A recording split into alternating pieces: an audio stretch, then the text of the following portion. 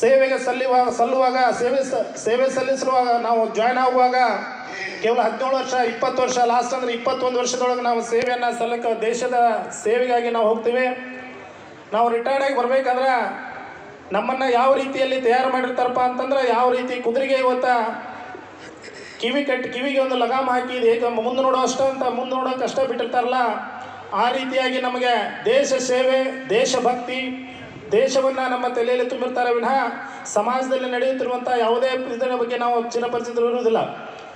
ನಿವೃತ್ತಿಯಾದ ನಂತರ ನಾವು ಬಂದು ಸಮಾಜದಲ್ಲಿ ಹೊಂದ್ಕೊಳ್ಬೇಕು, ಸಮಾಜದಲ್ಲಿ ಜೀವನ ಸಾಗಿಸಬೇಕು. ಸಮಾಜದಲ್ಲಿ ಬಂದು ನಾವು ಯಾವುದೇ ಬೇರೆಯವ್ರನ್ನ ನೌಕರಿ ಇಡಬೇಕಪ್ಪ ಅಂತಂದರೆ ಸಾಕಷ್ಟು ತೊಂದರೆ ಆಗ್ತದೆ.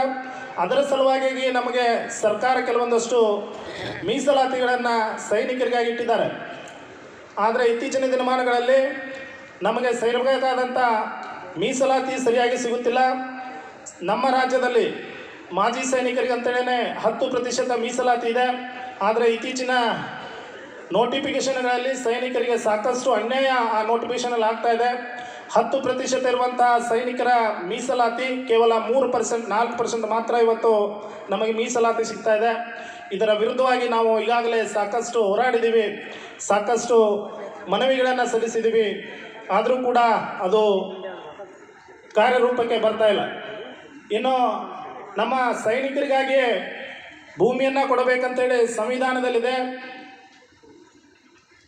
ಭೂಮಿಯನ್ನು ಕೃಷಿಗಾಗಿ ಭೂಮಿಯನ್ನು ಕೊಡಬೇಕಂತಿದ್ರೂ ಕೂಡ ಯಾವುದೇ ಸರ್ಕಾರ ಆಗಲಿ ಅದರ ಬಗ್ಗೆ ಇಚ್ಛಾಶಕ್ತಿಯನ್ನು ತೋರಿಸಿ ಸೈನಿಕರಿಗೆ ಭೂಮಿಯನ್ನು ನೀಡುತ್ತಲ್ಲ. ಸುಮಾರು 20-30 ವರ್ಷಗಳ ಕಾಲ ಕೋರ್ಟ್ ಕಚೇರಿ, ತಹಸೀಲ್ದಾರ್ ಕಚೇರಿ ಅಲಿಯುತ್ತಾ ನಮ್ಮ ಇವತ್ತು ಮಾಜಿ ಸೈನಿಕರು ಇವತ್ತು ಸಾಕಷ್ಟು ಅಲೆದಾಡ್ತಿದ್ದಾರೆ. ಇವತ್ತು ಅದಕ್ಕೂ ಕೂಡ ಬೆಲೆ ಸಿಗ್ತಿಲ್ಲ. ಇನ್ನು ಯಾವುದೇ ರಾಜ್ಯ ಸರ್ಕಾರಿ ನೌಕರರ ಮನೆಗಳಲ್ಲಿ ಏನೇ ಆದರೂ ಅನಾಹುತ ಆದರೆ, ಸರ್ಕಾರಿ ನೌಕರು ತೀರ್ಕೊಂಡ್ರೆ ಅವರ ಕುಟುಂಬದವರಿಗೆ ಅನುಕಂಪದ ಆಧಾರದ ಮೇಲೆ ಸರ್ಕಾರಿ ನೌಕರಿ ನೀಡುವಂತಹದ್ದು ನಾವು ನೋಡ್ತೀವಿ ಇವತ್ತು. ಆದರೆ ಒಬ್ಬ ಸೈನಿಕ ದೇಶಕ್ಕಾಗಿ ತನ್ನ ಪ್ರಾಣವನ್ನು ಮುಡಿಪಾಗಿಟ್ಟರೆ ಅವರ ಕುಟುಂಬದವರಿಗಾಗಲಿ ಅವರ ಮಕ್ಕಳಿಗಾಗಲಿ ಅನುಕಂಪದ ಆಧಾರದ ಮೇಲೆ ಸರ್ಕಾರಿ ನೌಕರಿ ಸಿಗ್ತಾಯಿಲ್ಲ. ಇವತ್ತು ನಾವು ಕಾರ್ಗಿಲ್ ವಿಜಯೋತ್ಸವದ 25ನೇ ವರ್ಷದ ವಿಜಯೋತ್ಸವದ ಸಂದರ್ಭದಲ್ಲಿದ್ದೀವಿ. ನಾವು ಇವತ್ತು ಕಾರ್ಗಿಲ್ ಯುದ್ಧ ಮುಗಿದು 25 ವರ್ಷ ಆಯಿತು. ಇವತ್ತು ಕಾರ್ಗಿಲ್ ಯುದ್ಧದಲ್ಲಿ ನಮ್ಮ ರಾಜ್ಯದಿಂದ ಸುಮಾರು 9-10 ಜನ ಸೈನಿಕರು ಹುತಾತ್ಮರಾಗಿದ್ದಾರೆ.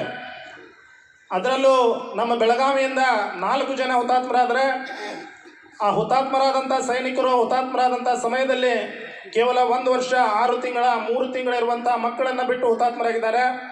ಈಗ ಅವರ ಮಕ್ಕಳು ತಮ್ಮ ವಿದ್ಯಾಭ್ಯಾಸವನ್ನು ಮುಗಿಸಿ ಒಂದು ಒಳ್ಳೆಯ ನೌಕರಿ ನೀಡುವಂಥ ಸಂದರ್ಭದಲ್ಲಿ ಅವರಿಗೆ ನೌಕರಿ ಸಿಗ್ತಾ ಇಲ್ಲ. ಅಧಿಕಾರಿಗಳ ಕಾರ್ಯಾಲಯಕ್ಕೆ ಅಲೆದಾಡಿದರೂ ಕೂಡ ಅವರಿಗೆ ನೌಕರಿಯನ್ನು ಕೊಡ್ತಾ ಇಲ್ಲ.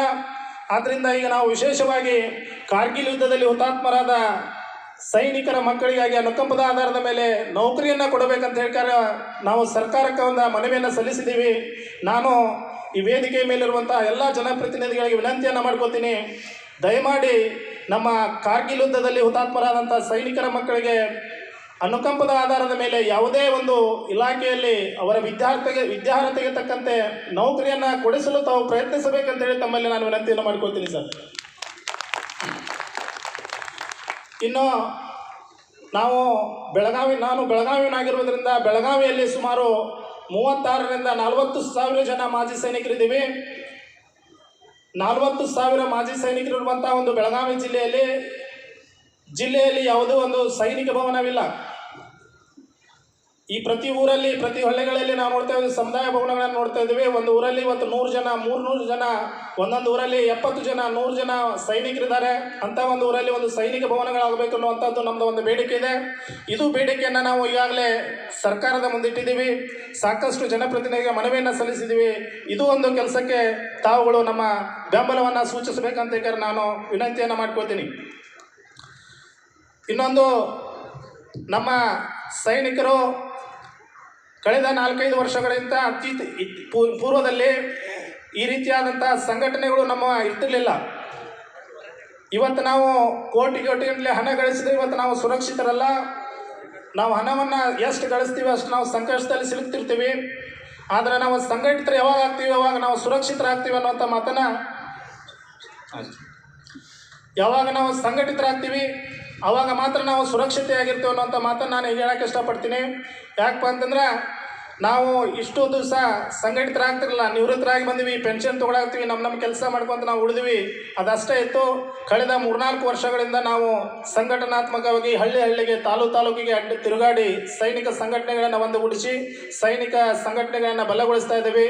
ಆದ್ದರಿಂದ ನಮ್ಮ ಎಲ್ಲ ಸೈನಿಕರು ಸಂಘಟನಾತ್ಮಕವಾಗಿದ್ದರೆ ನಮಗೆ ಈ ಬೇರೆ ಸಿಗಬೇಕಾದಂಥ ಸವಲತ್ತುಗಳನ್ನು ನಾವು ಪಡೆದುಕೊಳ್ಳಬಹುದು ಅನ್ನೋಂಥ ಮಾತನ್ನು ಈ ವೇದಿಕೆಯ ಮುಖಾಂತರ ಹೇಳಿ, ನಾನೊಬ್ಬ ಸೈನಿಕನಾಗಿ ಒಬ್ಬ ರೈತನ ಮಗನಾಗಿ ಈ ವೇದಿಕೆಯಿಂದ ಕೊನೆಯದಾಗಿ ಒಂದು ಮಾತನ್ನು ಹೇಳ್ತೀನಿ.